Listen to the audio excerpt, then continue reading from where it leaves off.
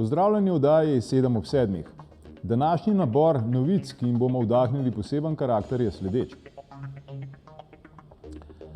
Gradnja kanalizacijskega kanala C0 stoji, argumentov za nadaljevanje gradnje pa počasi zmanjkuje.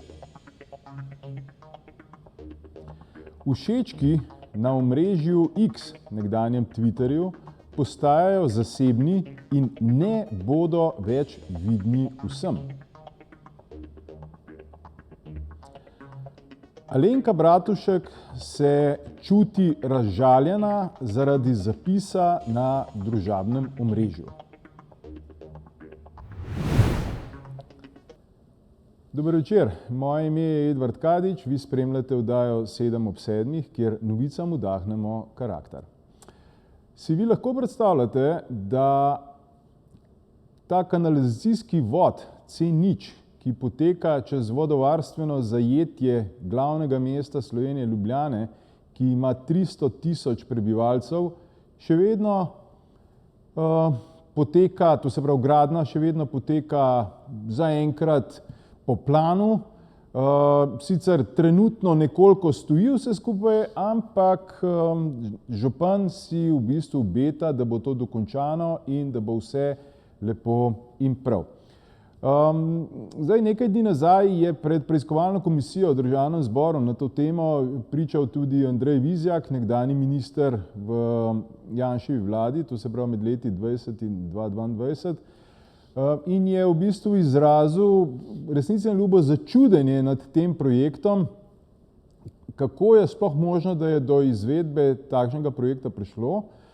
Še posebej, ker sta več kot očitno dve veliki zadevi znotraj tega enostavno pospravljeni pod preprogo.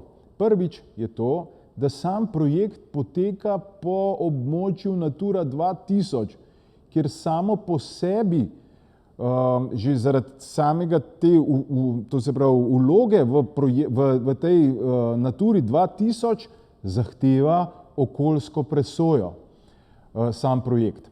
In drugo je, da je, kar se tiče same gradnje, da zadeva poteka po vodovarstvenem območju, kjer se napaja glavno mesto ali pa tudi katerokoli mesto, ki ima 300 tisoč ljudi in je to glavni vodni vir oziroma glavno vodno zajetje na tem področju.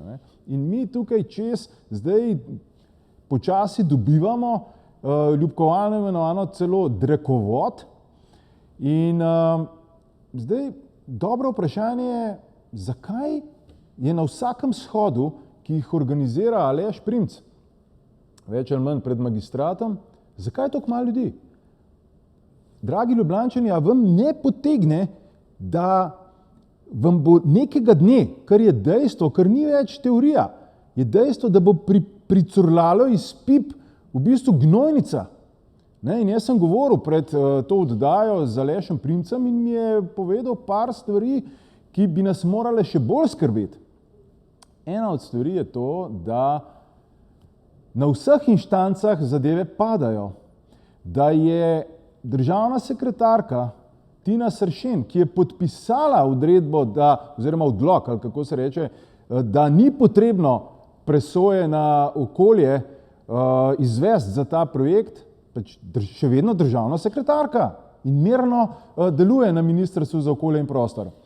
In potem je pa še hujše, to je pa špekulacija, in na katero Primc opozarja kot ena od možnih scenarijev, je pa to, da ko imate vi enkrat tako obsežen kanalizacijski vod čez neko območje, potem počasi je zelo enostavno degradirati to območje na nivo zazidljivih parcel in vi dobite ogromno področje pri Ljubljani, ker roko na srce je posamezna novo zgrajena hiša veliko manjša grožnja za okolje, kot pa je sam drekovod.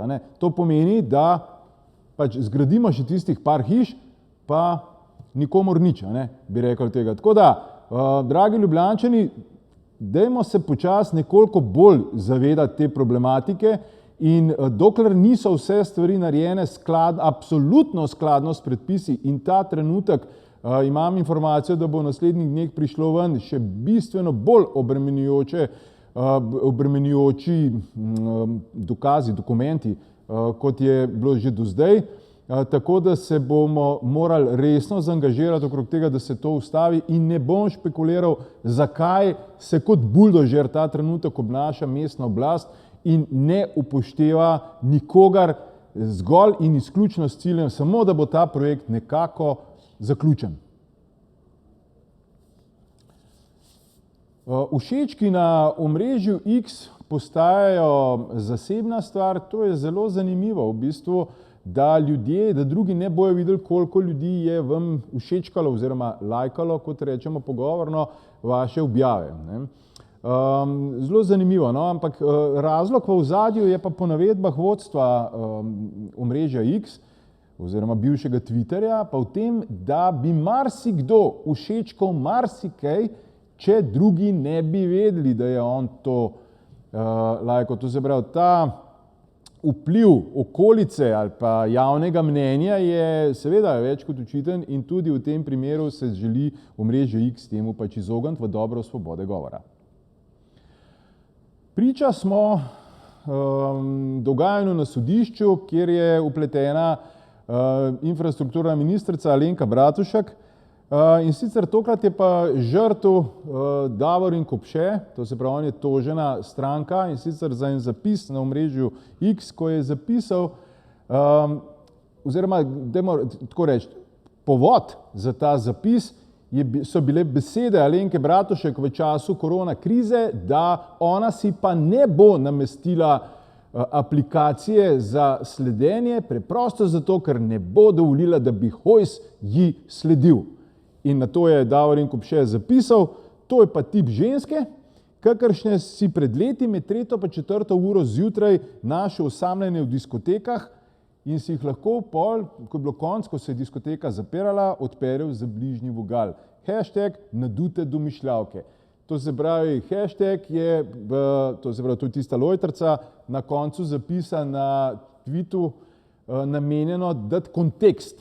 To se pravi, da poudari vsebino oziroma je postavil določen kontekst. Kar pomeni, da tukaj, kar mu Alenka Bratušek očita, tako kot jaz razumem, ona mu očita, da jo je zmeril za prostitutko ali pač nekoga, ki odpelješ, punco, ki odpelješ za vogal, vemo, kaj početi, ne? Ampak s tem hashtagom dobi pa ta tweet popolnoma drugačno konotacijo, in sicer gre za to, da nekdo misli, da so vse oči na tem svetu uprte vanjo in da se Hojs in tista aplikacija in tako naprej ukvarjajo samo še z njo.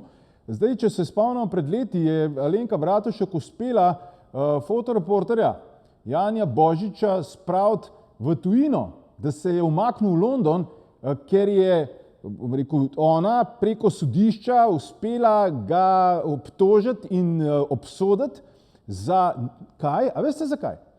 Zato, ker je fotografiral SMS na telefonu, ki je bil 20 minut pred razglasitvijo Alenke Bratušek za, to se pravi, premierko, so ji že čestitali.